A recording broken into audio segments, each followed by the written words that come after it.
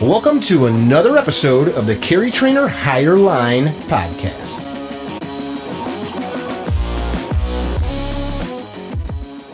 Hey guys, welcome to yet another episode of the Higher Line podcast. Got a cool dude on here I've been chatting with online. He's from the state of my birth, Oklahoma. His name's Jamie Parker. And Jamie is a bail enforcement officer, and he's a pretty cool job. I bust his chops a little bit. I call him Dog the Bounty Hunter because apparently that's like an insult to people in his profession. But you legitimately get paid to go collect sometimes very bad, very tough, very rough, sometimes evil people that are on the run. And probably some people that just did stupid crap too. That's absolutely correct. We get anywhere from, you get your felons from murderers, rapists, child sex offenders, and then occasionally there's the civil where you get the DUIs and stuff like that. But I usually try to work on all the felony cases. Because you get paid more, right? Yeah, without a doubt. I mean, I ain't gonna lie. Yeah, it's all about trying to get paid. So you started like some social media stuff. And I think one of the reasons that you told me that you did it is there's a lot of mistruths and misconceptions around the bail enforcement business. And like, I think some guys do it because it's like, I couldn't become a cop, or I'm too lazy to go through that process. So I'm going to, I want to go try to do rough and tough stuff. Like, let's talk about that a little bit. What got you into it? Well, number one, it depends on the state you live in and the actual state guidelines. If you're trying to cut corners because you don't want to go to be a cop, Oklahoma is not the place to be a bail enforcement. Bail enforcement in the state of Oklahoma is CLEAT certified. It's a state license. So you do have to have, stand for? It's Council for Law Enforcement, Education, and Training. Gotcha. So you have, even though you complete your classes, you still have to request to be issued your ID and your license from the state. You can complete your classes and have everything set up and be licensed and put in for the license, and the state can actually deny your license because, say, your background. They do a 15-year background where I believe the local law enforcement is, I want to say somewhere like around 5 or 8, because we don't have a jurisdiction. We go everywhere. I see. Everywhere in the state. Oh, we in-state, out-of-state. I've been to Colorado. You were just up by me in Wisconsin. Wisconsin, that's correct. Which, Wisconsin, that's another good thing. Just because you're licensed to go outside of the state to other places, you still have to abide by their local laws and guidelines. Wisconsin, there is no bounty hunting or bail enforcement in the state of Wisconsin. So when I went up there, that was just a polite come to Jesus meeting, try to talk them back, which is a very big thing in this business. A lot of people think that, I want to be a bounty hunter. I can go out and I can, I can beat somebody up. I'm pretty sure I can bring them in. That's not the mindset you want at all. And a lot of people are watching all these YouTube videos, watching people go out there and wrestle and, kind of tussle with people. That's not what you want. Number one, whenever you start wrestling people around, you're going to get hurt. You're going to get hurt, or they're going to get hurt. If they get hurt, then you're going to get sued. Which bail enforcement, you have to carry your own license, you have to carry your own insurance, your own bonds. So that'll cover you to a certain dollar amount. Yeah. But no one wants to get sued. No one wants to hurt anybody. My whole goal at the end of the day is I go out and I bring these people back that skip court, that should be going to prison. And if it's a smaller one, say like the DUIs and, some DUIs, some burglaries, something like that, my object is to bring them back, to get them put back into the court system. Like nonviolent in nature. Right. And if I can go out and I can get them and bring them back, and I can do it without roughing them up, if they ever get in trouble again, they'll probably rebond with the same bondsman. So now, later down the road, I have more returning work. Because who wants to bond out with somebody that got the thugs sent out on them, Yeah. So if, I bonded out with this company and they sent a, bail enforcement guy over here and beat me up, threw me in the back of a truck, and hauled me to county.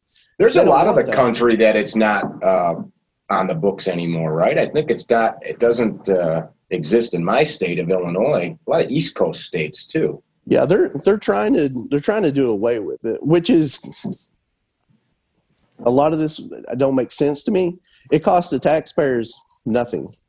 I go out and pick up people that are local law enforcement. They should be picking them up and bringing them in. But I'm not taking jabs at them or nothing like that. They do all kinds of other jobs. Right. You know, they're out there, checking where somebody's broke into a house, a store.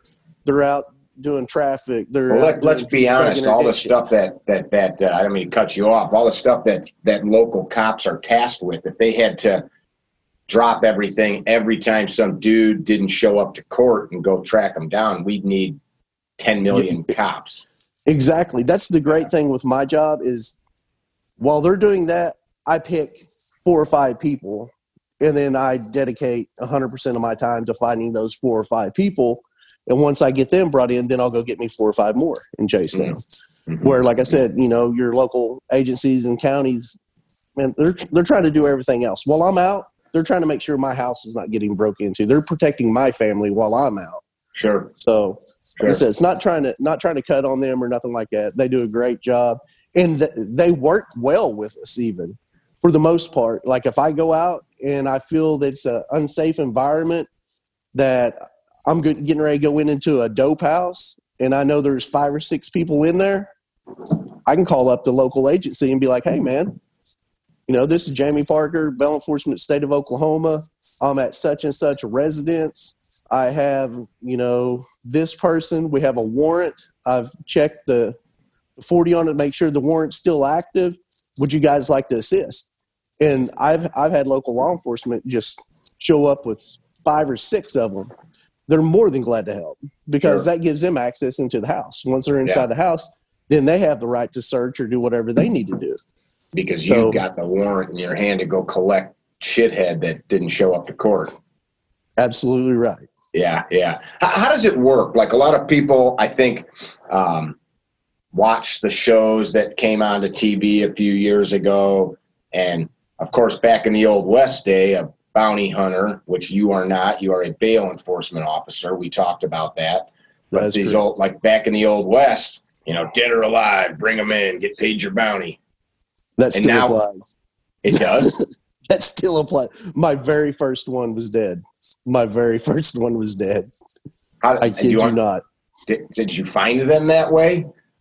I went to the house. This is horrible. This is horrible. I went to the house. As I'm walking up to the house, I could see that there was broken glass, like in the yard from their front door. So I'm like, man, this is not good. I was like, apparently, somebody's had a fight here pretty recent because that glass looks fresh. There's no dirt or debris, nothing like that on it. So I'm like, all right, knock on the door. The mother answers the door, and I'm in full gear. I got body armor on. I got my, my guns, tasers, all this stuff. And I was like, how you doing, ma'am? My name's Jamie Parker. I do bail enforcement. I'm looking for such and such. And this lady just looked at me. She's like, she's not here. And I was like, well, do you mind if I search? She's like, baby, she's no longer with us. And I was like, what do you mean, ma'am? She's like, she died. Oh, no. So I just looked at her and I was like, when did she die? She's like, oh, she just passed away 2 nights ago. And I was like, well, I hate to say this, but I was like, you have any proof? I mean, I was like, you got a death certificate, you've got medical examiner's a report, something like that. So I had to have this lady go and bring me all the paperwork showing that her daughter passed away. She OD'd like 2 nights before that. She OD'd in the house. Wow. Which it turned out to be a good thing. I mean, the lady gives me all the paperwork. I take all the paperwork. I give that to the bondsman. The bondsman gets her gets all of her paperwork squared away, so there's no one hunting for her anymore. So now this lady doesn't have just random people showing up at her house, causing her more and more trauma. Wanting to look for her daughter. So we turned it into the bill collecting agencies and everything like that. That way she doesn't get harassed as much. I got you. But that's what you're saying. That's what you're saying. It turned out to be a good thing. Not that the girl died, but you guys were able to help her mom clean up some of the mess. Right. Yeah, I got you. Yeah. How does it work? So somebody gets arrested for whatever. The court sets a bond, bail, right? Is bond 10%? Is that how it works, or is bail 10% of bond? It's usually usually they try to do a standard 10%. But it is negotiable because you do not have to bond out. You do not have to, get out of jail. You can stay there in a city or county, if that's what you want to do. You don't have to bond out. So what the bail bonding agencies do is they'll try to usually charge about a standard 10% fee. If the bond is significantly a higher bond, they may work with you and say, well, we'll charge 8. Have we always had a bail process in our courts in America? Is that like Old English law? I believe so. Trade gold for freedom, so more or less. That's pretty much kind of what it is. If you know you're innocent, that gives you the time to go out and to help build your case. That's actually a little bit interesting. Like when you think about it, you can use currency to buy your freedom. It kind of, in some ways, goes against the whole point of being locked up. That's why I say not everyone's granted bail. It depends on, it's a case by case, depends on the judge, depends on what your crimes are. And depending on how heinous your crimes are, it could be, the dollar amount could be in the millions, hundreds of thousands. Sure. I mean, because they're just not going to let everybody out on bail. Mm-hmm. They want to make sure that the people that they do let out on bail are kind of in good moral character, because they want to make sure they're not going to run off. The whole point, like I said, of being able to bond out is so you can get your priorities in life, taken care of before you go to court. You can make sure that your attorney's working on your case, make sure they're looking for the proper evidence to make sure that you're found innocent, vice setting in a cell and you're just leaving it to the wind. Yeah. You're not helping yourself any. So this way it'll let you bond out. You can still go make a living for your family. You can still, still go to work, versus, like I said, sitting there. If you're in it, or if you're guilty, there's no reason to bond out, because they're going to put you right back. The only reason you would bond out, just sit there and collect your hours. Right. Yeah. The only reason you would do that is if you want to run. I'm going to bond out, and then I'm going to skip state. And then that's where you come in. That's where we come in. Yes. So, like the companies, the bail bondsmen that do this work, they're basically like a high interest payday loan kind of a situation. We're going to give you this money. You're going to pay us X amount to loan it to you, right? So it's $10,000 to get shithead out of jail. You're going to pay me $11,000. Is that how that works? Okay. That's correct. You'll pay me $1,000 down now, and then we're going to make payments on the other. Okay. And they'll set you up on bi-weekly payments, monthly, 3 months, whatever. They'll set you up. So what about when the person, if their case is dropped or they win the case and the court awards them their bail back or their bond back, how does that work with the bail bondsman? The person can't owe money that they already recollected, right?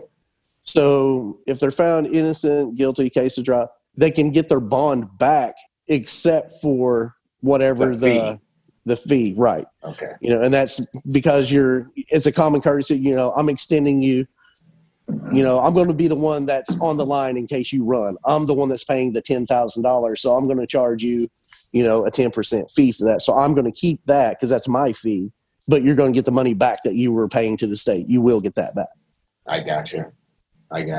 What about when somebody's found guilty, almost always that money is absorbed by the court for fines, fees, court costs, all that junk. Yeah, that's where they do if they run, they want them back or they want the money. So Okay. the bondsman either has to pay that full dollar amount that he promised the state. The bondsman will either have to pay that or they want their person. So we have to go out and get them after we bring them in. After we bring them in, we put them back into custody. Then all debts are forgiven then because they're back into custody. I got you. The court says, okay, you don't owe us this money because we've got the flesh. Right. I got you. Interesting. And that is, in some ways, that is a bit of the old world still here with us. Oh, it's one of the oldest professions. It is absolutely one of the oldest professions. You have talked to me numerous times about the glorification of this job, stuff that kind of chaps you and burns you up a little bit, unprofessionalism in the business and stuff. Is that part of what's driving state legislatures to want to kind of abolish the system? Oh, I'm sure of it. They've got, like I said, you have shows and like Dog the Bounty Hunter. Dog the Bounty Hunter, I don't agree with a lot of this stuff, but he's been great for the business. I mean, I will say that he's been good for the business, but it's also hurt it some too. Not so much him, it's just the way they go about it and they glorify some of this stuff. Like I said, you don't have to go out and sometimes you have to kick indoors. Sometimes you do. Sometimes you have to wrestle people down. But it's not like, that sells on TV. So that's sure. That's what they're always showing you. So far I believe I've had out of 6 years, I think I've had like 70 firearms pulled on me in 6 years now. I've not yet had to hurt anybody. So let's just talk through that for a minute. For the average, even police officer, they can't say that they. And I'm talking based on me having discussions with a lot of coppers over the years. I don't know any cop that's had a gun drawn on him 70 times, and definitely any cop I know that's had a gun drawn on him at least more than a few times has put a bullet into somebody or tried to. The difference with it is because whenever the regular cop, they're doing their traffic stops, they're going to their domestics, they're checking a break-in or something like that. That's what they're doing. It's kind of the unknown. They don't know what they're getting into yet. They know that it's a traffic stop. Anything can happen at a traffic stop. That's why it's so dangerous. You don't know who you're pulling over. Sure. Versus what I'm doing, I'm only working on certain individuals. I know what I'm getting into. I've already pulled the record up. I know they have several assault and batteries. I know they have assault on police officers. I know that they have drug trafficking charges. So when I'm going into that environment, that's what I'm looking for because I know this is the type of individual that I'm having to deal with. Those are pretty much 80 to 90% of the people I go after. So the probability of it is a lot higher because that's the only people I'm going after versus their day-to-day, sure. Their day-to-day traffic stops or day-to-day investigations. I know guys, though, that work in very dangerous units, and if there's guns getting pulled on them, you don't want to, it's a given. They're shooting people for a lot of guys. That's a bad day. That's a bad day for everybody. So 70 times you've had guns drawn on you. How do you de-escalate it? Yeah. How do you continue to de-escalate that? Because I can imagine somebody's on the lam. They know I got to be in court. I'm probably going to prison. I don't know what to do. I'm going to make a really easy assumption that these people don't have other options. Do I flee and go to another country? I don't have any means to do so. And then now it's you standing between their whatever little bit of freedom's left. There's probably not a lot of logic going on in their heads. Absolutely. Yeah, it's no surprise I'm coming. You're the one that missed court, so it's no surprise that I'm coming. The only surprise is the day that I catch you. You know someone's coming after you. You don't know when I'm showing up, but you know someone's coming after you. So personally, I believe the reason I'm able to de-escalate a lot of this stuff is good backgrounds. Good legwork out here. I'm looking on the computer. I'm going through social media. I'm going through court records. I'm going through everything. I'm going through family tree histories. So whenever I pull up and talk to these individuals, number one, I know that they're going to be extremely tense. It's going to be an extremely tense situation because they know they're caught. They know they're getting ready to go with me. So, I'll talk to them. Hey, Mick, how you doing? You had court, right? It's not a surprise I'm here. Court. And then I was going to go, but my car didn't start or I was asleep that day. And that's okay, man. That's understandable. People have car trouble, and you can kind of verbal jujitsu them, kind of talk them down. How's the firearms training going, Mick? How you been doing? You've been doing some S12 classes. You just dig into their personal life and you just kind of talk them down. You kind of get them to reason with them. Now that doesn't work with everybody. So there's a lot of times where you try to talk them down, you try to reason with them, and then you start watching their mannerisms. You'll start watching them. You'll see that heavy breathing, that chest kind of starting to flare. You'll see them starting to kind of, the adrenaline's coming. You'll see them start kind of looking back and forth, and then you just turn your taser on. We ain't gonna have that shit. I'm gonna tell you right now, this ain't happening. And by doing that, they'll be like, all right, I'm assuming you're not alone when you're going to some of these more violent guys. I work probably 80% by myself. Okay. But if I do get, like I said, I have no problems calling in, backup and local law enforcement. I have no problems with it whatsoever. If I do get in a spot where I think somebody's going to be, a highly dangerous situation, by all means, man, that's the first thing I do. I'll call local law enforcement. Hey, I'm over here at this area. I'm, getting ready to pick up this gentleman or this lady. Would you guys like to assist? And they'll tell you yes, no, and then I'll stand by and wait for them to show up. If they say no, do you at least say, okay, well, I'm here, so you got an idea where I'm at if stuff goes sideways?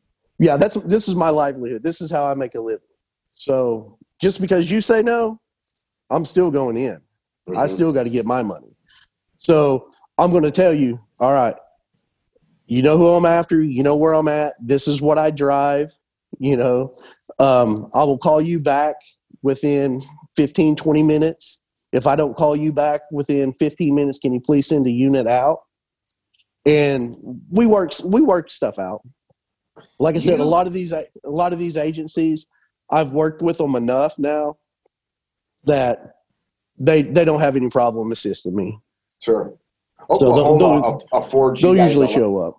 A lot of latitude, and like you can walk in with firearms. There's other states where somebody that's in bail enforcement, they got a can of pepper spray, no taser, no. That's like that. Would you do this job in say Hawaii, where you see these guys only have maybe tasers or pepper spray? No way. Yeah. No way. You even in the state of Oklahoma, you have two licenses. You have bail enforcement, and then you have armed bail enforcement. So you don't even have to be armed in the state of Oklahoma. If you don't want to, if you're just that dead set against firearms, then you don't have to be armed. But there's no way I would do this job without it. No way. So 70 times, and you've nobody's ever taken a shot at you. That's fantastic. Yeah, I've been very, very fortunate. I've looked at them, and you can see while you're sitting there talking to them, it's like, I know you have a firearm. I can see it. I got a firearm as well. Put it down, or I will. and you'll see the hesitation. You'll see the barrel shake, and then they'll kind of go down. All right, let's talk. And then walk in and we'll do our thing. It's you appreciate life. You appreciate life a lot more. I mean, I hug and kiss my wife and kids every time before I go out, and you definitely appreciate the smaller things a lot more. Why do it with that risk? Why not go pour concrete for a living or make donuts or something else? Somebody's got to do the job. I mean, somebody's got to do it. If you're able to do it and you can do it safely, you should do that. To me, I know it sounds corny, but this really is one of my driving factors on it. I have 5 kids. Each one of them I put away, that's one less my child has to deal with. That I know it's a very, very small piece of the puzzle, but I make the world a better place for my children, my kids. It's like I said, it's a very small piece, but that's that same piece that could have did harm to you or your family, your kids, my kids. When you look at that aspect, when I'm putting that one particular person that did this to someone I know, then that piece all of a sudden becomes a little more significant. But that's why I do it, is just because I feel better about myself and that the world's a safer place for my kids or my surrounding area. I dig it. That's a great thing to remind yourself of why you're doing something. We all have jobs to go to, and I know I was talking about this with a friend of mine the other day, talking about like people sometimes see folks that look at stuff you put on social media. Man, that dude's freaking lucky, man. He gets to kid up and go catch bad guys and doesn't even have to deal with all the bullshit of like working for an agency to do it. Because there are people that do what you do. I've got friends that work for U.S. Marshals, for example, and that's the part of the job they like, the exciting part, but nobody sees you driving from Oklahoma to Wisconsin, Yeah. Eating gas station food and sleeping on the side of the road. Yeah, I do probably, I don't know, it costs me about $140 a day to operate as far as like gas, food. I mean, sometimes lodging. Because a lot of the places like here in Oklahoma, the bond may originated in one county, but their friends or their family or whoever they're associated with may live, on the border of Texas. Mm-hmm. So I'm having to drive all these different hours, throughout the day. I'm racking in, 800,000 miles, a day looking for one guy. Yeah. So I love my wife. She's the greatest thing in the world. I could never think of anybody that, hey babe, I'm out chasing bad guys. I'm over by Texas, so I probably won't be home tonight. I'll be home tomorrow. She tolerates it. Yeah, her brother is actually a canine officer as well. He does drug interdiction as well. So she knows she knows what she was getting into. You talked to me a little bit about you work with the local court on some drug stuff too, right? Yes, I do our county's drug court program. So if you've had like some sort of drug charge, you can go through a drug program. It's about a 2-year program. And if you complete the rehab of that, then they'll work on your sentencing. They may lessen your sentencing. They may drop some charges, but it's a pretty extensive program. Like I said, it's a 2-year program. So you're basically a probation officer in this program that makes sure that the clients in the program are keeping up and not violating their terms of their treatment. Of their contract. Yeah. We'll go out. We'll go out. I do the whiz quiz. We'll go out and do a urinalysis. It tests for about 18, 19 different types of drugs. We'll do a quick UA. After we do the UA, then we go through and we search all the property. What is a UA for all the listeners? The urinalysis is a P test. Okay, that's your whiz quiz. Got it. Mm-hmm. Yep. Yeah, we do the whiz quiz. Like I said, that'll show up anything from meth to opiates to THC, alcohol. We can detect alcohol up to 80 hours on it. Wow. So yeah, it's like I said, you're not going to skate by this program. You can beat some of the tests if you try really hard, but you never know when we're going to stop by. Sure. At what time. So it's not worth it, because what will end up happening is you're going to get all your regular charges plus all the new charges that you occurred. And it's just so much easier just to try to be sober, get your family back, get your life back together, get a job. Yeah. It's a really great program. I'm involved with a program like that here from a different side of the equation. And I think it's great that our communities, because those are really community-driven programs, that we decide, hey, we want our county to have some other means for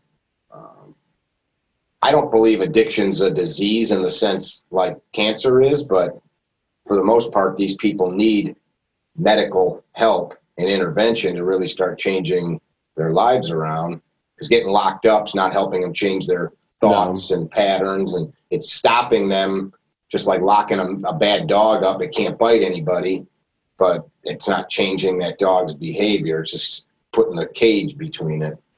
Yeah, I was one of those people that before I started this job's been great for me, because it's helped my actual growth in humanity so much, because I was one of those people that, people say, well, they couldn't help it. They're a product of their society. They're a product of their environment. That's why they do that. Mm-hmm. Bullshit. Mm-hmm. I didn't have the greatest childhood. I made a pretty decent human being. I made something. Want to talk about that at all? But, these people, a lot of them, they really are a product of their environment. And it's sad. They grew up with their primary caregiver, their mom, dad, grandmother, aunt, uncle, whoever their primary caregiver is the one that's, mentally, sexually, drug abuse. I mean, they're the ones that's abusing them. Yeah. So from a very early age, they were never shown any of the coping skills. They were never showed anything, like, hey, this is wrong. You shouldn't. Yeah. What they grew up was seeing that, dad beats mom. After dad beats mom, he goes over and drinks a 30-pack, and then he comes back and hugs and loves on mom and tells me he's sorry. Yeah. So whenever this kid gets to be a teenager, he's, sitting under the bleachers, he's drinking, he's beating up his girlfriend, and then, oh, babe, I'm sorry. And of course, we all know that's not an excuse, but like you're saying, it is a learned behavior, and not everybody's super strong to be able to break those patterns and cycles. Yeah, it's horrible. Like I said, to me, it's just not as black and white as I always thought it was. Agreed. Until I started doing this job. Yeah. You got to have a little bit more compassion, and you got to be a little bit more understanding. I have a friend in the Dakotas. He has some stories about growing up. You listen to it, you're like, that's not true. Like, it's how you want to react to it. But 4 years old, finding his mom naked, beat to shit, needle hanging out of her. He'd have to drag his mom away from the toilet because she fell off of it, after shooting up, and he'd throw a couple bath towels on her to keep her warm, like as a 3 or 4 year old. Getting raped by family members while other family members watched. And now this guy's whole existence is keeping kids safe that are in homes like that. And it's like, that's a pretty powerful motivator. But then you think, even all of the good that he has in his life, he still closes his eyes at night and thinks about that shit. Like, that never goes away. But he never had a problem with drugs or alcohol. He fled that and went to the Marine Corps as a 17-year-old. But it's pretty powerful stuff. Yeah, and people don't realize it's right next to them. It's their neighbor. Yeah. It's their neighbor. It's the guy down the road. It's your clerk that you're, whenever you're buying your groceries. Yeah. It's that close to you, and people never know. But on the same side of that, that's where we give credit to our local law enforcement too, is because you feel safe enough that they're doing their job that you don't think about this stuff. Yeah. So Right on. people do need to wake up and quit just going through the motions, though. They need to actually wake up, look around, see what's going on around them. That would save so many people. Just, pay attention. Mm-hmm. You're talking about save them from being a victim of violence, save people because maybe they can intervene in a young person's life that's going through some shit like that. Both? What do you mean? Both. Yeah. I mean, you'd be surprised, how many people are just reaching out. Just need someone to talk to because, life's horrible for them at that moment, at that point in time. They just need someone, to hear them, just someone to talk to them. You'd be surprised what taking your eyes off your phone for a 2-minute walk to your car would do. You probably wouldn't get mugged. Pay attention. People are not that nice anymore. People are out for themselves for the most part now. Everyone's, what can I get? What can I do? Yeah. I started writing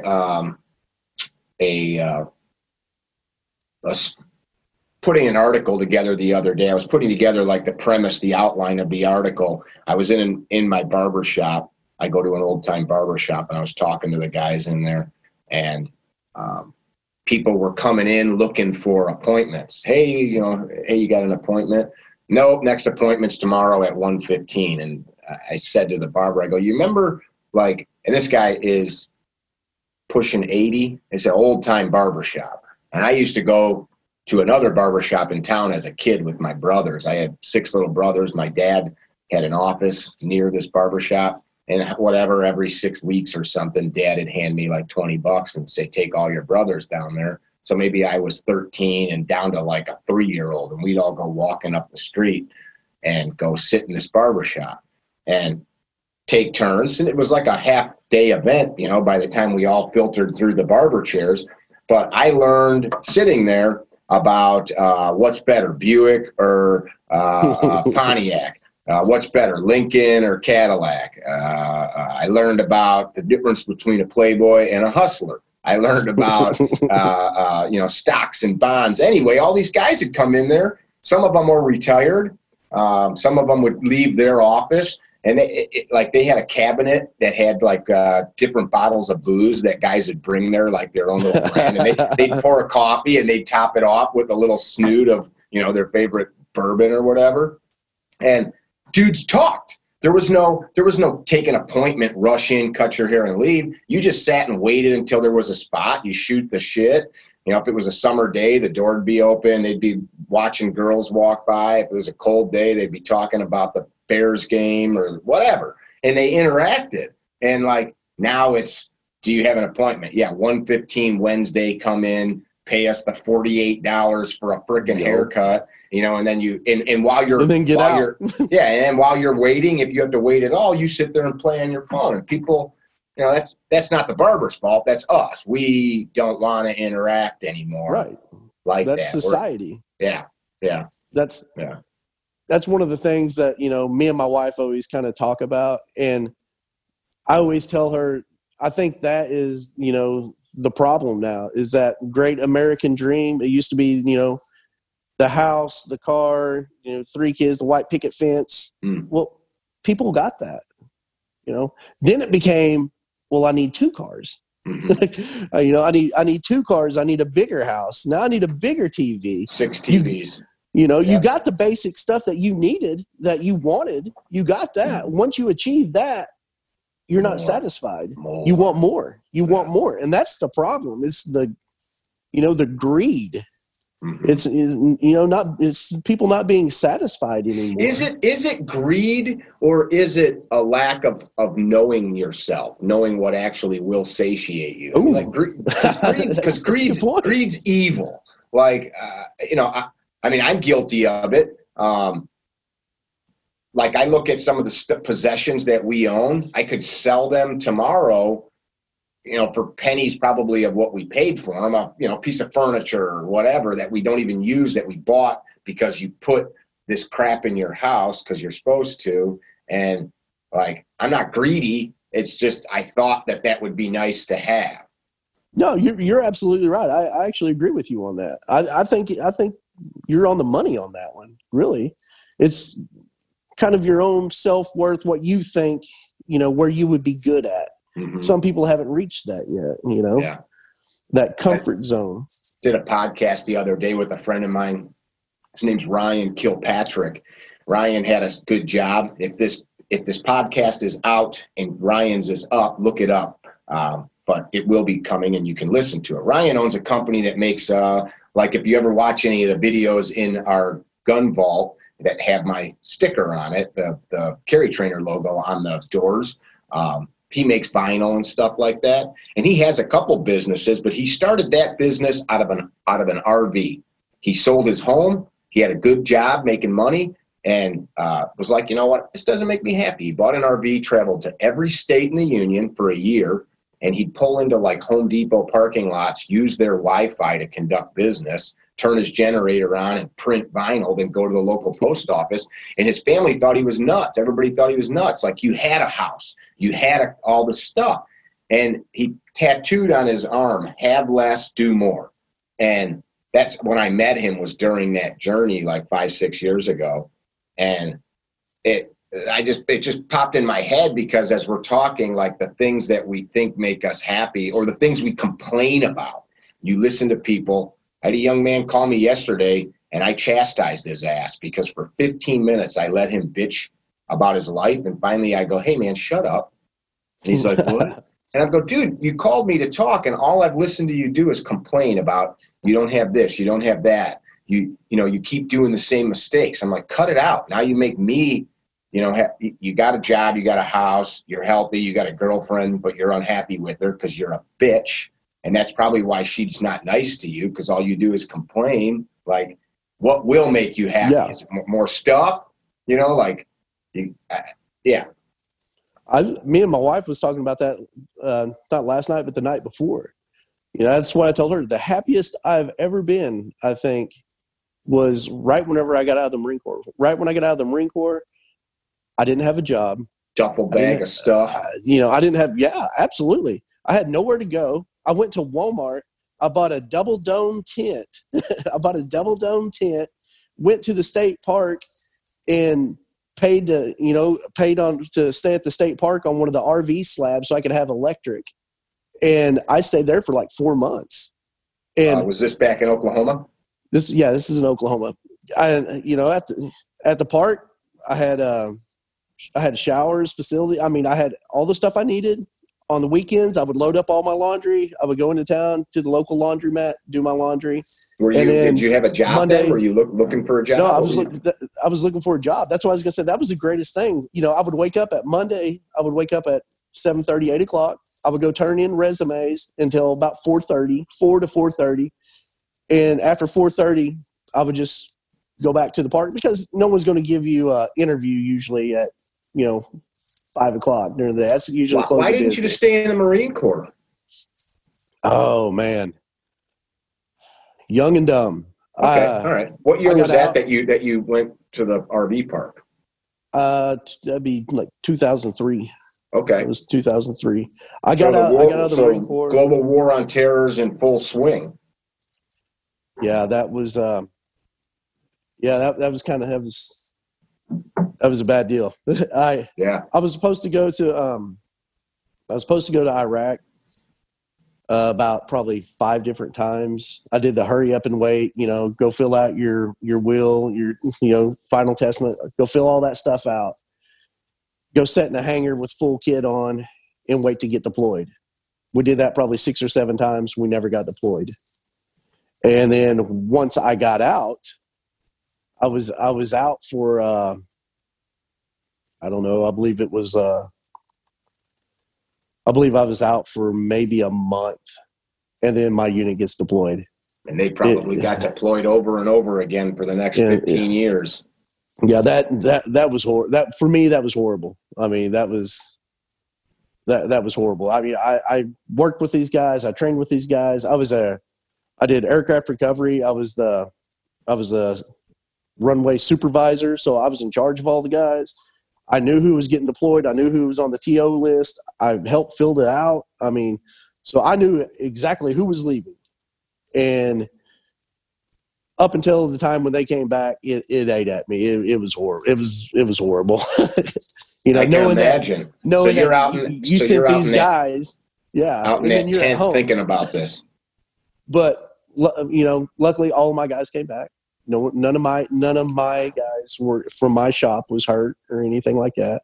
Good. We had some friends, you know, that fortunately didn't make it back, but my guys from my unit, they made it back. So good. That kind of made it a little more easier. So let's talk about you a little bit more. And if anything here that I'm about to say needs to get edited out, you just tell me and we'll cut it. But I'm guessing a guy goes off, serves his country, comes home. Did you come back to where you grew up? Did you go somewhere else? No, I came back to where I grew up. I wanted to see home again. I wanted to see home. Wanted to, you know, see my brother, his kids. You know, I wanted the family. I want to come back and be around family again. But you had to live in an RV park. Yeah, family's not always the best.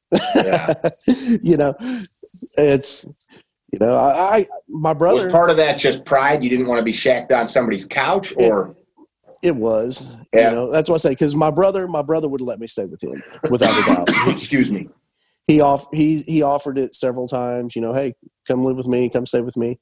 But where the job market was at, you know, I was going to have to drive, you know, hours to get to a decent job. Gotcha. So I'm used to being on my own, just like my job now. I'm pretty much on my own. Mm-hmm. So it wasn't that bad. I stayed there, you know, made the best of it. You know, if you can't live with, you know, by yourself, with yourself, how do you expect anyone else to tolerate you? I lived alone about that same time, 2002. I was in a hayloft in the dead of winter, unheated, open barn, metal pole barn hayloft that I created like a visqueen tent in, with a futon mattress, some plastic shelves that I had like some books and cans of soup on, and I would come up there. I'd drop my kids off at their mom's house, my house. We were going through a divorce, and I couldn't afford to pay the mortgage there and somewhere else. And so I went up in that hayloft. I could have gone with family, but I didn't want to deal with people, especially like, you know, people telling me like, you know, what to think and do. I'd go up there at night after taking the kids home, close that visqueen up, and it was like below zero one night. And I'm making some soup. I had one of my camp stoves out, and I'm warming up some soup, and I would just pile blankets up on me, eat the soup, drop the bowl on the floor, you know, outside of the mattress. And I get up in the morning, piss out the hayloft out into the lawn, and watch the deer out there. I'd make a coffee. I had a little percolator with my jet stove, and not at all similar to your story, because I was going through some serious freaking heartache and such, but clarity, man. Yes. Like, you know, I was able to go through the grieving process of where I was at in life, and I came out of that not a completely different person, but a lot of different insights into myself.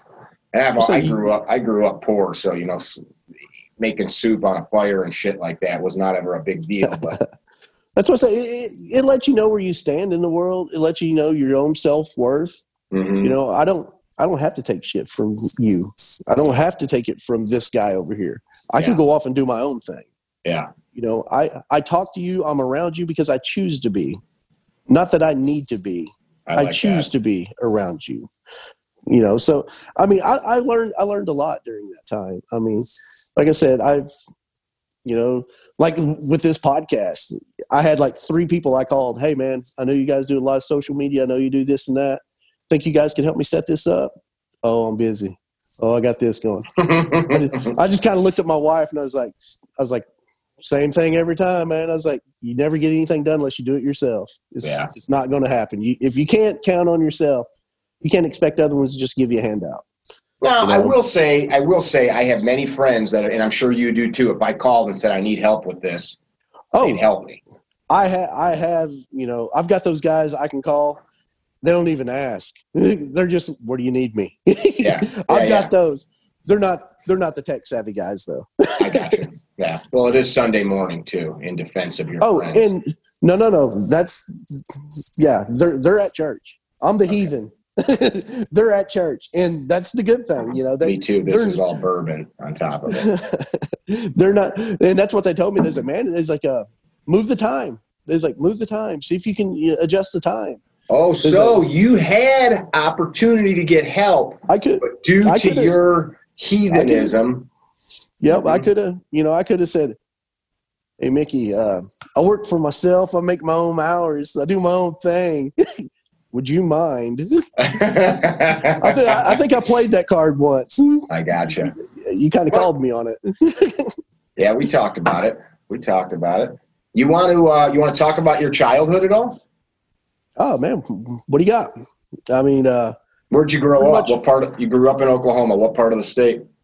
I'm all over by. Yeah, kind of. I mean, I'm over by Tulsa. I'm like half an hour from Tulsa. I think I told you I was born in Broken Arrow. Yes, sir. Mm-hmm. Yeah, I kind of, I really don't want to get into where I'm from. Sure. My kid was just telling me the other day he was shopping. This is no joke. My kid was telling me he's shopping, and he said there was two guys standing behind him. He's like, they kind of look like they were druggy guys, Dad. And he's like, one of them said that he just got out of jail and said, he's like, knowing my luck, he's like, Parker's going to come and get me. And my kid said he ran to the car and like told his mom and then called me. And I was like, bud, that's why you don't tell everybody, what your dad does or you don't disclose that. I didn't mean like what town are you from, what street do you live on, but you're from Oklahoma. Yeah, definitely. Farm kid, city kid. Yeah, not so much a farm kid, but out in the the woods and the lakes, the creeks. Yeah, I do a lot of fishing, a lot of guns. That's my father. Whenever I was growing up, he was a undersheriff, so he was a sheriff for the county. Mm-hmm. My uncle, he was second in command of your county, though, huh? Yes, yeah, my father was. I got three of my cousins, three of my relatives right now that are on the local police department. They're on one of them's on county. My uncle retired from Department of Homeland Security. So, I mean, we've always been in law enforcement. I just never wanted to be a cop. You don't want to go work the political side of the job. No. I mean, for what these guys do, they don't get paid enough for what they do. That's true. I mean, like we said at the beginning, I go after certain people. Why? Because of the money. I'm not greedy, nothing like that. It's just I feel that if I'm going to put my life on the line, it's going to be worth it.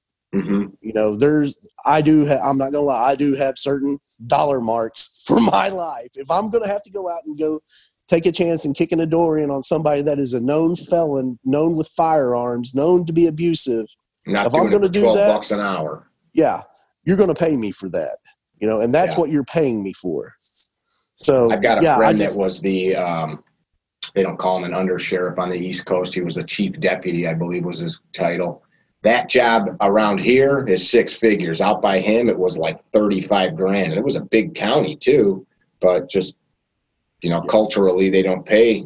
So I was going to say, I'm not doing it for that.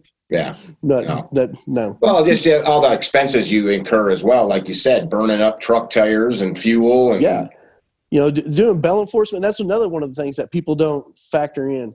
Is there good money in bail enforcement and bounty hunting? Yes, there is good money in it. But it's few and far between. Yeah. I mean, I've got to pay for all of my expenses. It's like gold mining. The gas, the food, the firearms, the training. I have to pay for all that. Fees to the state for the right to do the job. Right. I don't have, the city to go buy me a car. I don't have the city to go out and get me, my tasers, my firearms. Nobody provides anything for me. I have to provide it for myself. Mm-hmm. Can I do this job with, a revolver, 6-shooter revolver? Yeah, I can do it like Old West. Do I want to? Do I think it's the safest way? I respect you a lot more if you did. Yeah, well, I wouldn't feel as safe. I'm not going to lie. When I very first started out, I had a 1911. Nothing wrong with that. Yeah, great. Nothing wrong with that. Great gun. How many rounds does that hold, Mick? Yeah, 7, 8, 9, 10, depending on the mag. Yeah. So you're looking at 7. You're looking at 7 or 8 rounds. So I'm over here, picking up Johnny Crackhead, and the 2 houses across the road are the 2 enforcers for that drug house. Okay, so they're got some firepower. Yeah, they're all standing outside, watching what's going on. I don't care how fast you are at that reload, man. Odds are against you. Yeah. So get the right gear. Get the gear for the job that you're doing. You know, I will eventually, at some point in time, someone will probably get the best of me, but it's not going to be because I got substandard equipment or substandard training. You were just better at that day. That was your day. But because, like I said, I will always have or try to have, as good equipment as I can afford and as the best training that I can get. What do you mean, what you just said, somebody will get the better of you? Are you saying like at one point you won't be as sharp, or are you saying somebody's going to get the drop on you? Man, you never know. You may be able to sneak out a door and I can't catch you. Okay. You may be able to sneak out a door. You may be able to hide some dope. You may be able to hide a person. Okay. I just want to clarify what you were saying. You never know what it is, man. I mean, I don't want it to go to that extreme, but I mean, you got to be a realist. I mean, you know what you're doing. You know the odds of it. It very well could happen. Right. One of my friends, we were just talking last night, and we were talking because, like I said, I kind of started. I get all these people that say they want to do bounty hunting. It's like people that used to tell me they wanted to be a Marine. I wanted to be a Marine, but I couldn't, take the people hollering at me. Whatever. If you wanted to do it, you would have did it. Sure. There wasn't nothing stopping you. That's a contract. You go in there and you sign it. You're done. Apparently you didn't want to do it. Bounty hunting. I want to do that. I want to do that. Everyone wants to do it until you're the guy that kicks the door and has to breach the door and go in. Once it comes to that point of it, yeah, doing homework, tracking, tracing people, looking them up on, where their last billing address is, looking them up for their last utilities, trying to find them, the investigative part of it. Yeah, that's fun. That's cool. But whenever it comes to the reality of come out and now you have to go in, that's the game changer right there. Yeah. That's when you're earning your dough. Yep. So any sketchy stories about an event like that you'd share? Oh man, I think one of the ones that kind of got me the most. I was searching this house completely off the grid. I say house. It's have you seen the pop-up campers that you put in the back of the bed of a pickup truck? Sure.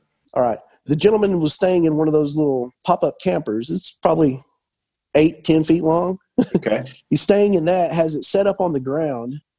And then I went in, I'm looking for him, talking to him. So you're inside of a little tiny camper is what you're saying. Yeah, I can pretty much reach out and touch both walls. Okay. And as I'm in there, I'm asking for the other person. They're like, we don't know where he's at. Haven't seen him. Okay. It's like, you haven't seen him at all? No, they know better. They're not going to come around here. Okay. So I'm looking around. I'm like, how come you got 2 toothbrushes? Why is there 2 toothbrushes there? Whose shoes are those? I'm looking at you and you look like you wear a size 8. Those are like 12. A size 14. Yeah, right. This ain't adding up, bro. So I'm looking around. I find a couple baggies of meth and stuff. I'm like, no. I was like, where's he at? And we get to talking. He's not here. Haven't seen him. And I looked down in the carpet. Looked like somebody cut it with a dull butter knife. I mean, it was frayed and shagged everywhere. It wasn't even, symmetrical. It was all jagged. So I'm like, can you get off that carpet? So the dude steps off the carpet or kind of sidesteps. I'm like, get the F off the carpet. So he moves off the carpet. And as I look down at the floor, you could see a cutout in the floor, and it was about the size of a cereal box. So you're talking. I'm like, all right, well, I just found their dope stash. I found out where, they keep all their money and all their dope. I was like, right on. So I'm like, step back. So he steps back so I can keep a good eye on him. And I reach down to open this, this little hole in the floor. I go to reach down and open it up, and I can see an elbow. There's a guy. He's all curled up. Yeah. There's a guy in the floor, and I'm like, get the F out. Get out now. What is your problem? What are you doing in there? Extract them out of it. And yeah, they dug They dig a little hole. They dig a little hole in the earth underneath the trailer. They dug about 2.5 to 3 feet into the ground, lined it with a trash bag, and then put a sleeping bag in it. That way it'd be a little insulated for him. And then he dropped down in it, and then had the other guy, push the carpet over the top of it. Nice. So I was like, huh. I got another one. It's you can kind of see it's on my Instagram page. It's where they took like probably I think it was like about a 4x4 or maybe a 4x8 sheet of plywood. It was inside a trailer house. They laid that whole plank down, so it doesn't look any different than anything else. Where that first one, it was just a small, like, cereal box size hole. I'm like, that shouldn't be there. This one was the whole floor. The only difference was whenever I walked on it, it had that spongy bounce to it. Yeah, it wasn't drilled, it wasn't countersunk in, so it wasn't secure holding it. It had that bounce to it, and I looked over, there's a pry bar. So I'm like, oh. I was like, here we go. Pull it up. Pop it up. Yeah, pull it up. The guy's in there. I'm like, get out. Come on out, man. So the guy pops out. But it's stuff like that. You never know. I mean, the guy very well could be under there, could have a shotgun on him. Yeah, it's just, that's scary. You never know. Mm-hmm. You got friends in this business. Any of them ever end up shot or stabbed or anything like that? Nah, not really. I mean, that's great. I'm telling you, it's not like the movies. It's so not like the movies. There's tense moments. Like I said, you get somebody out of the floor, the pucker factor is there because you don't know. I mean, sure. You're definitely, high alert whenever you're doing it. You're like, this could happen, this could happen, this could happen. So get ready for this. And then, you take it step by step. You try to work everything, as best as you can, but at the same time, you still have to do it. You still have to do the job. You can't just, he's probably under the floor. He's probably got a gun. So I'm just going to leave him. You can't do that. When you take them in, are you taking them to the local county jail?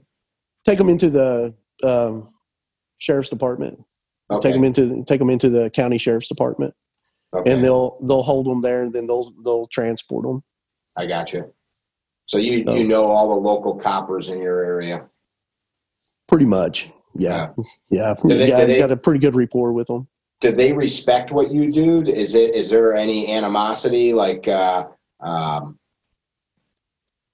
just can imagine like some guys that think like, stepping on their job or something.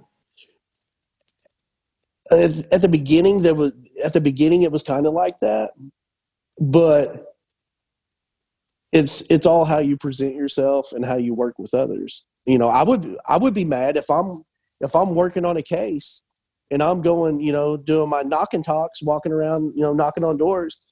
I would be mad if, whenever I get to the house, they're like, yeah, you're like the fourth person that's come up here looking for this guy. Well, that makes the job unsafe for me because now I got them on, they're on alert that people are looking for them. So I could be the unlucky one when I knock, they shoot me. So I wouldn't be happy if people are doing that. So out of common courtesy, whenever I go into different counties, different states, common courtesy, I usually call the local PD and the local county, and I'll talk to them and say, hey, this is who I am. This is what I do. And I let them know. And I also usually give them, like I said, they have the offer to come out and assist if they would like. Sometimes they'll come out and they'll assist you. Sometimes they won't. our department won't allow that. You can call us if, there's an emergency, you can call us, but we just can't go out and spend the day and help you. Right. Yeah, that makes sense. Understandable. Yeah, that makes sense. They got their own. It's just common courtesy. And that could easily get abused too, where you're getting paid and using county or city resources to do your job. And see, and I think that's why they like me so much, is because if I call them, it's usually because it's a bad deal. Mm-hmm. Something's not going right, or it could potentially, it could be potentially bad for a lot of people. So they usually show up pretty quick if I give them a call, because they know I don't have any problem, walking in, kicking in the door, grabbing somebody. I'll do it all day long. That's my job. I don't need someone else to go do my job. But at the same point in time, you will need backup on certain, don't be stupid. Don't be macho and think, oh, I can do it all on my own. If you have help that's there and available, use it. Thinking man's job. The whole object is to be able to go home at the end of the night. Right. I want to be able to go home. I want to be able to see my kids. So if it means I have to suck up my pride and say, hey, can you guys assist me? Yes, I'm doing it. Makes good sense. Makes good sense. So you've got a couple tools behind you. I see a thermal. I asked you what rifle it's on, and you said it's on a shotgun. So what? You've got a thermal scope, which for people that don't understand, that is using infrared radiation. You look through it and you see heat signatures. You use this in building science. You use it in machining. You use it in hunting, war fighting. So you've got it on a shotgun. Yeah, I do. Like when I'm doing narcotics, we do narcotics investigations. Some of these people kind of, they live off grid. So as I'm driving to the house, they got a good quarter of a mile before I even make it to the house. So they're seeing headlights and hearing vehicles pulling up. So with this, I can take my thermal out. I can kind of scan the horizon, and I can actually see if they got trail cameras set up, because you see the IR. With either with this or with my night vision, I can look for trail cameras, kind of see if people are watching this, see if they got cameras set up. You wouldn't believe how far out you can see with this versus, especially at night with the naked eye. We hog hunt and coyote hunt using a thermal. Yeah, I mean, it's a game changer. It's like I said, I try to do everything I can as safe as possible. I could drive up there blind, just drive up there in the dark. I would rather take an extra moment to stop, look through my thermal. I can see if the vehicle engine's hot. Mm-hmm. I can see if somebody just pulled up. So I know there's multiple people inside. With this, I can see if there's people walking around the perimeter outside. You can see if there's dogs. It's a game changer. It's a force multiplier. Which one do you have there? Which one do you have? ATN 4. Okay. ATN 4. Yeah, I love it. And it looks like your carbine's set up for some CQB. I see a IR indicator on there? Do you use nods too? No. Looking at this one? Yeah. Yeah, I got a Vortex Spitfire. Oh, I'm just looking at the mount that you've got it hanging from. And then I got a PL2 Valkyrie from Olight. I'm a huge Olight fan. I have probably 6 different Olights. Got an Olight on my vest. They work very hard at getting me to try to promote their lights. I'll tell you that much. They send me an email every day. Do you? I'm sure they send them to everybody with YouTube channels, but man, I've went out with several officers, and they use what is it? Surefire. Yeah. The OHP guys use Surefire. I can use my here actually. Yeah, this one, the little MX3. I can use this one, and it will completely wipe out everything they have. They'll get pissed off and turn their light off because we'll be looking for something, and I'll turn it on, kind of shine over. How many lumens is that one when it's fully charged? I believe it's 12 or 13. 12 or 13. 1,000. Yes. 1,000. Yeah, it's crazy what those things have gotten to. Yeah. Yeah, and those are a lot more affordable. Well, with the Surefire, you're paying for the made in America stuff, assembled in America. That's the thing. Surefire's great stuff. Surefire is awesome. Surefire is awesome. It's a great build. I've had this one for 6 years. I got out of the car, dropped it right on the bezel, and it did something to the little LED in it. I sent it to them. Took me probably 3 weeks, and they sent me another one back. Cool. I mean, for the price. Yeah. These are by far one of the better lights out there. Most of them that I've ever seen are rechargeable too, right? Well, this one, the cool thing with it, it's got the kind of the little e-cig batteries, the little 18650s. Yeah. The cool thing with this one is that it takes the 18650s. You can get an adapter. Is there 2 of them in there or 3? 2. Okay. It's got 2. You can also take this same model. You can shorten it down to where it'll only take one of them. The handle, it literally cuts in half. Yeah. And then you can use double A's in it. You can use the what's the little CR123s? Yeah, like the one that Surefire uses. Yeah, you can use the CR123s, 18650s, and double A's. That's so cool.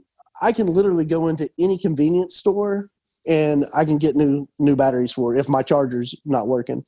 I choose to keep it with a longer extension. That way I can wrist lock people if I need to. I mean, but yeah, whenever this broke and I was without it for about a month, like I said, a couple weeks to a month, man, I've felt naked. Oh yeah. I mean, I was I could walk into any house, hit this thing, and it would light up everything. I could see anything. You couldn't hide from me. Such a great confidence builder. Yeah. Whenever it broke and I had to go use a little flashlight I got from Walmart. Yeah. Gotta have 2. You gotta have 2. The confidence level dropped down a little bit on that one. There is I don't have one in here. There's a light from Surefire that I use. It's the EDC. I don't know all the numbers, but I've got like 3 or 4 of them. There's one in the console of my truck. There's one in my that sits in my pocket. There's one in the bedroom. There's one in the kitchen. Like that, I'm not going to not have one. What's that sidearm there? I see you run an RMR. This, it's FN. Yep, got an FN tactical.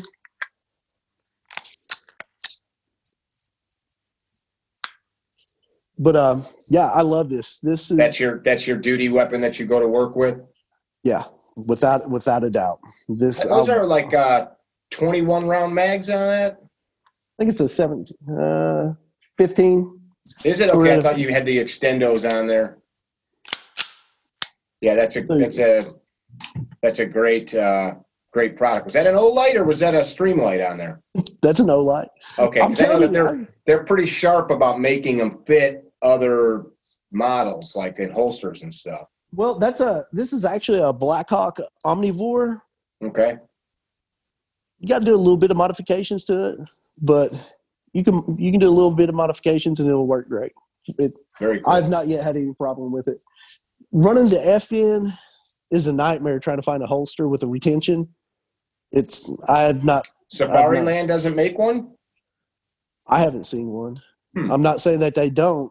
I probably just haven't seen that model yet.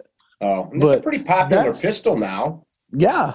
I mean, I just haven't seen any real good holsters, like I said, with the retention on it. Because there's a lot of quality holsters out there, but not with the retention. I see. So, and that's a really great gun. Oh, I love it. You've got a couple other. You've got a Tavor up there. Yes, I got a Tavor, the 5.56 223. We got a Chris Vector. I saw that. Got the 9mm Chris Vector. Do you use that for work or is it just for fun? The Vector? Yeah. It was for work. That's what you told your wife when you bought it? It was for work. We're editing that, right? No. That's like that old joke. Like if I die, sell my guns for what they're worth, not what I told my wife I paid for them. Yeah. Yeah, exactly. But no, like I said, my wife's good to me. It's funny what we can convince ourselves we need, isn't it? Yeah. Well, that's what I was saying. I could do this job, get you a Glock, get you a bone stock Glock 19, a good flashlight, your vest, your cuffs, a gas card, and you're in. That was my original. When I very first got in, I got a Glock 17. I got the Gen 4 Glock 17. Got the fiber optic in the tritium True Glow sights put on it, and I had like 6 malfunctions out of it. So, that's not the Glock. That wasn't the Glock. That was the shooter. That was the Marine. Man. Probably some weird Christie thing. I don't have a demo gun in here, but I have my tequila gift. You'd like? Yeah. I'm limp wristing it. Yeah, that's what it is. No, I have a Gen 2 Glock 17. I have a Gen 2 Glock 17, and that thing that's amazing. I've never had. I bet I've shot probably.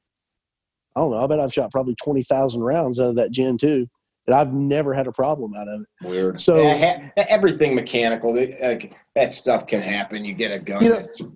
And that's what somebody else told me. They're like, well, you can, if you send that back to Glock, if you tell them, they'll probably make that right.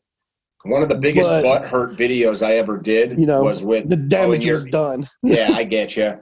I got we did a video on a Taurus pistol. I paid for it with my own money, brand new. It's a piece of shit. The one I have is a piece of shit. It doesn't work. Well, we shot the video. I budgeted time to go to the range and film it. When we go film at the range, it's 4 hours of setup and like 2 hours of teardown. I'm not going back to do it again. We filmed the video. You got to see what happened. There's hundreds of comments. You're an idiot. You don't know how to shoot. You're an asshole. There's plenty of those guns that work good. And it's like, I'm not saying they're all junk. Just the one I have is. Well, then you shouldn't have showed that. Why shouldn't I have showed it? I showed you exactly what happened. So, I mean, that's what I'm not gonna dog Glock, by any means. Glock's a great firearm. Yeah, there's way too much data out there about them doing something good. On. And to be fair with it, it's brand new. It's brand new. So you got that 550 round break-in period.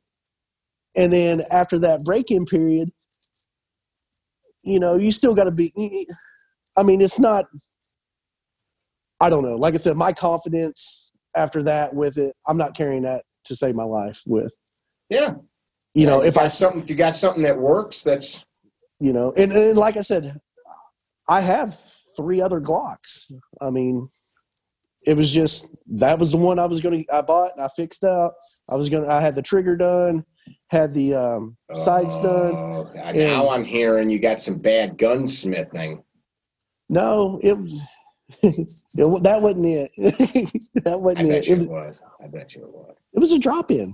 I mean, yeah, but I mean, even that, whenever you something, something got changed. I don't want to argue. Maybe. I'm not gonna argue about it. Well, yeah, that's why I say maybe. And like I said, I know that they would take it and make it right.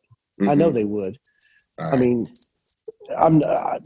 it's just psychologically, I got that.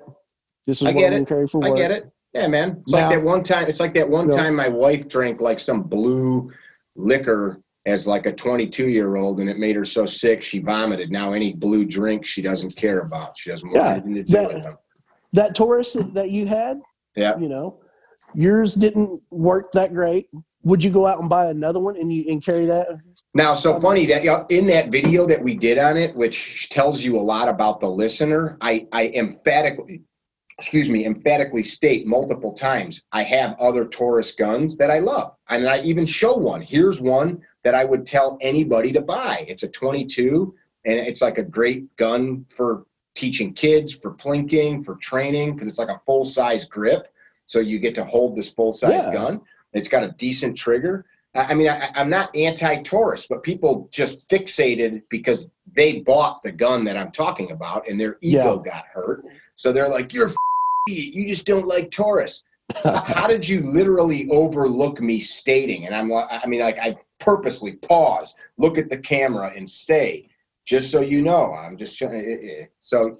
Well, like my FN, I got a FN 9C. It's a great little gun. You know, a lot of people hate this thing. They're like, well, you can't get the mag to drop. You can't get the mag to drop. Well, that's because it's recessed in for concealed carry. That way it's not hitting on your fat gut and dumping a mag. Higher. There you go. Yeah, I mean, it's a compact gun. It's like a I mean, FN did a good job of copying Glock-sized pistols. Don't those guns fit in Glock holsters? I think it will. I think that was one of their design elements. They made all of those series of pistols fit like in the 26, the 19, the 17 holster. Yeah, I carry it in like one of those sticky holsters. That's like in your belly there? Yeah. Yeah. Cool. And, you know, a lot of people were complaining about that, about the mag. It's like, number one, it's a concealed carry. It's to save your life. It's not to play John Wick and be out there dumping mags, you know. Yeah, that's the one that you pull out when you have to. And yeah. But like I said, that wasn't a design flaw. That was designed that way purposely. That way you're not, you know, dumping accidentally. Mags. You know, and they even went in and they even changed the mag release where you can buy aftermarket mag release where it will stick out farther. But people were trashing that gun. Yeah, I've got guys in class all the time that tell me, dude, I don't know that this freaking mag keeps coming loose. And I look, well, yeah, you built a gun to be like a competition setup where you've got this big, proud mag release, and then you put it in an appendix holster where it's against your gut, and every time you lean forward, it's hitting it like you're a dumbass. You're a dumbass. Yeah, like, I bought a minivan, and it doesn't go fast. Well, you bought a minivan. It's got a spoiler, man. Yeah. I put a spoiler on it. It should go fast. I will say this is one of the first times I've talked about gear on this podcast in a long time. So back to our regular scheduled program, Parker. Sorry, I saw all that stuff back there. I thought it would be good that we see a little bit. You carry pepper spray? Yes, I carry Saber Red. Good stuff. Mace. Yeah. We buy that by the case. I give it out to people all the time. A friend of mine tells me their niece is going off to college or their daughter. I go, I want to show them how to use it. You can order those with the inert trainers too, and take your lady or whoever out in the backyard and let them shoot the inert one. Yeah, I got the G. I think it's like the G-Sight laser trainer. I do stuff like that. I'll set up stuff around. I'll sit there and dry fire. Do that with my wife. It's good training. The thing with that I like about that is I can actually put it in that FN Tactical. I can actually put it in that. That way I'm getting the training with my gun that I'm actually carrying for work. Makes versus, I've got the red guns, I think there's SRT, I believe who makes them. Yeah. I've got those. They work great, but it's not my firearm that I carry with me. But I use those quite a bit. You know what I mean? We got to get a class out in Oklahoma, man. I've got some buddies out there. Chuck Haggard's a friend of ours from Oklahoma. The guys from CCW Safe are from Oklahoma. We got to get a man. I would definitely like to. You got a range somewhere near you that we can host a class? Oh yeah, I got a range where I think it goes up to. I think they're set up to like 50 yards maybe. And I think it's let's find a place that we can stretch to 100, and we'll do a rifle pistol class. We could probably do that. You should put he's got 8 lanes for it. So he's got 8 lanes for the pistol, and then he's got maybe 2 lanes that set up to 100. You should hit me up offline, man, and we'll talk about actually doing that. You come out, help me. We'll have some beers, not when we're training, of course. I'll come help you catch some bad guys, which will be. Let me finish. Which will be me in the car holding a camera. Yeah, I can't come in the car. No, Yeah, Oklahoma. That's what I'm That's saying. not what you told me before you begged me to be on this podcast. Bullshit. He's lying. No, I'm just kidding. No, yeah, Oklahoma. You have to be bail enforcement or an active duty law enforcement. You can't even be a reserve. You have to be active duty law enforcement to be on site. Yes. Yep. To ride around in the vehicle. That makes sense, because otherwise people would abuse that. Abuse that. You'd have all your buddies coming with to help instead of. Well, instead of doing it the right way. What was it, like 5 years ago? They had a bondsman, because the bondsman can go with you. You know, if it's their bond, if it's their company's bond, the bondsman's allowed to go and pick up his defendant for the bond that he wrote. He can't pick up for any other company, but he can pick up for his own company. I got you. And one of the bondsmen went out there with a camera, and they thought they was going to, film some live action, and he ended up getting shot and killed. Damn. Yeah. Damn. So Oklahoma's pretty strict on the bail enforcement laws. But, I mean, it's like everything else. You got people that want to go out and try stuff, and they don't look into it. They don't, do any education, any training. Sure. They just go out there and wing it, and that's what happens. I mean, I appreciate your professionalism, and I'm sure the good people of Oklahoma do as well. I think we covered a bunch of interesting stuff and got to talk a little bit about you as a person. Anything you'd like to add to the discussion? Anything you'd like the listeners to know about you, about the profession, about anything? I'm gonna be doing my own Instagram, which it's Fet99. You guys check it out, and I'll be doing 99, like Baba Fett. Hey, absolutely.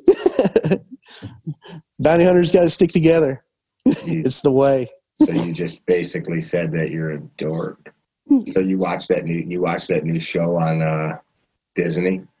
Hey, I do, man. Okay. Right. Work with me here for a second. Where is it? Oh man! Yeah, my kid got me that. Fet99. So at Fet99 on Instagram. Well, you got an Instagram account now. Yeah. I just haven't put a lot of stuff on it because I'm not out there trying to be dog. I'm not out there, trying to set the world on fire. I want people to be safe. Whenever I started out, I didn't have anybody to help me. You go through the classes, and the classes tell you what the state requirements are to obtain that license. Mm-hmm. They help you get that license. Once you get the license, you're on your own. I went to a house one time, and like I said, I try to be as nice, polite, and professional as I can be. I have dogs, So if I'm walking into the house, I always shut the door behind me. I'm walking into this gated yard, shut the gate. I don't want, I want their dogs to get out and run off down the road and get killed. So one of the very first houses I go to, guy's got a big, massive pit bull. Oh, and I'm like, this ain't good. So I'm like, all right, what do we do? So I grabbed the chain link fence, and I'm kind of like shaking the chain link fence. I'm rattling it. The dog's ears never, they don't lay back. His hair doesn't kind of, raise up. I'm not seeing any indicators that this dog is going to be aggressive or nothing. So I'm like, okay. So I do it a little longer, a little harder, nothing. So I'm like, all right, well, he's probably a good dog. So I'm doing the whole, oh, you're a good boy thing. I'm doing that. I go walk in the yard, shut the gate behind me because, like I said, I'm nice and polite. Shut the gate behind me. I get halfway into the yard, and this dog comes off that porch and is going to eat me alive. What'd you do? This thing, I just kind of stood my ground, kind of put my hand on my firearms, like, well, we're going to see, we're going to see what we need to do here real quick. And the owner comes out, says the dog's name. The dog walks right up to him, gets, right next to him, and lays back down on the porch. And the gentleman apologizes. Like, no, there's no need to apologize. That's a good dog. He's doing what he's supposed to do. Yeah. He's supposed to protect you. I can't be mad at the dog because I'm in the dog's yard. He's supposed to protect that. Yeah. So I'm not going to be mad at that. But lesson from that is, guess what? I don't shut the damn fence, the gate behind me anymore, because that keeps, that impedes my way to get out. If that dog wants to come after me, now I'm going to have to run and get through the gate. Do you think I got time to jack with the handle, while the dog's trying to eat me? Well, you could be a little more physical and jump the fence too. Yeah, we ain't got time for that. We ain't got time for that, man. And that's another thing I've learned too throughout it. I carry it's a Olight. It's an Olight. I think it's like a Javelin. It's a 1300 lumens. Great light.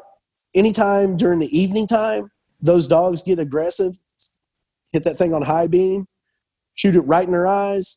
They'll kind of try to walk around the light, and they'll kind of just try to walk around that light. You just keep the light on them.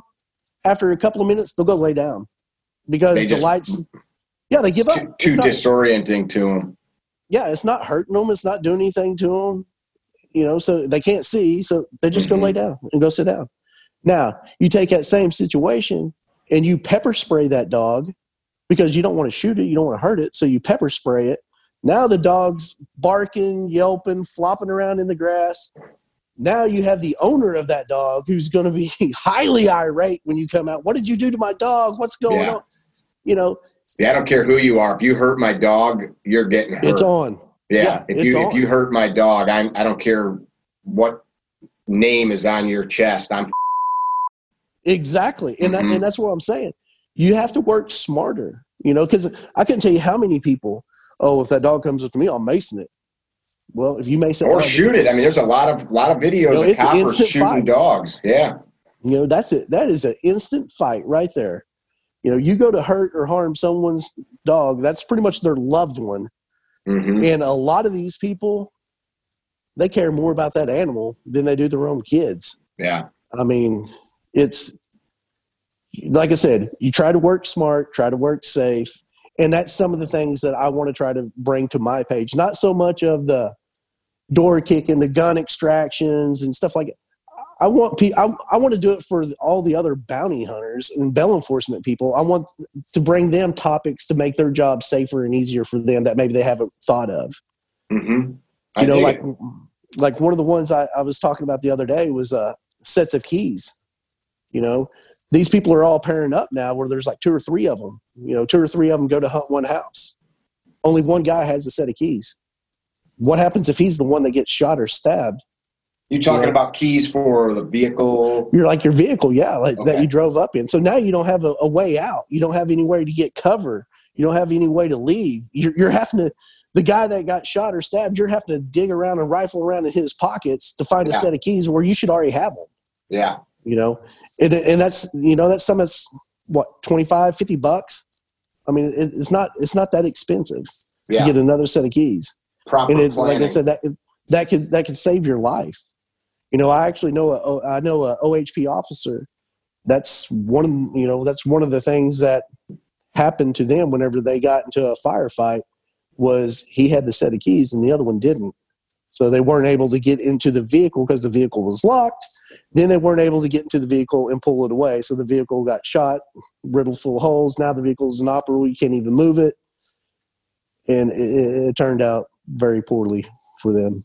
So I think that's what you're talking about goes a little bit with maturity, where you have a broader goal and strategy and not just the gung-ho shit. No. Yeah. Yeah. So that's cool. So FET 99 is going to be tips, tricks for people that are in the bail enforcement trade. Going to try to. We'll see how it works. Since you're a Star Wars guy, there is no try, only do. Only do? Oh, yeah. You've seen it, have you? Oh yeah, I'm a big fan of the Force. Yeah, I do believe that to be 100% true. I detest people that waste my time talking about what they want to do one day, or what they will do, or they think they're going to do.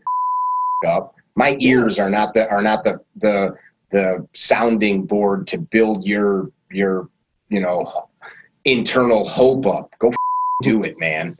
I mean, if you're legit and you're coming to talk to me because you want some feedback, I'm not saying like I don't want to hear from anybody, but if you're like always like, I'm gonna try, man. I'm gonna see if I can't get this done. It's gonna be a little bit of an uphill battle, and my old lady might not want me on my phone late at night, posting stuff, and I don't know, it might not work at all. Like, I don't want to hear that. Yeah, do it. You either succeed at it or you fall on your face. But you know what? You tried. Even falling on your face, that doesn't mean you're done. You get back up and keep going. That's why I say you're not going to have that regret at night. You're going to be laying there at night thinking, man, I should have did that. Mm-hmm. Man, I wish I would have tried that. That's one thing that you can ask anybody that knows me. I'm not going to have that. I'm not going to have that regret. If I'm going to do something, I'm going to do it. Do it. We might succeed, we might not, but I guarantee you we give it the best effort we had. We're going to try it. I like that. But that's kind of the way if you approach life like that, for the most part, I think you're going to do A-okay. I agree with you. Yeah, man. I appreciate your time, Jamie. I know we've tried this. It's been like a year since we started talking about doing this. And we finally got her done. Yeah, it's good stuff. You guys listening, he gave you his Instagram. It is Bet99 on Instagram. And of course, when we post this up, if you dug this conversation, if you got anything out of it, if you found it enjoyable, entertaining, if you learned anything at all, share it on social media. Share it with your friends, your family, your loved ones that you think would enjoy this type of discussion. This is Mickey with CarryTrainer.com on the Higher Line Podcast. If there's something that you'd like or someone you'd like us to bring on this show, more stuff like Jamie, shoot us a message at training@CarryTrainer.com. Hope you're well. Be well. Don't be a dickhead, because otherwise, at some point, you may have somebody like Mr. Parker coming at you. You don't want that. Be your own Calvary. There you go. There you go. I like it, man. Be well. Thank you. Visit our website, CarryTrainer.com, for information about classes held throughout the U.S., CarryTrainer apparel, and upcoming projects. You can also email us at training@CarryTrainer.com for information about setting up your own private course or speaking engagement. Training@CarryTrainer.com or CarryTrainer.com.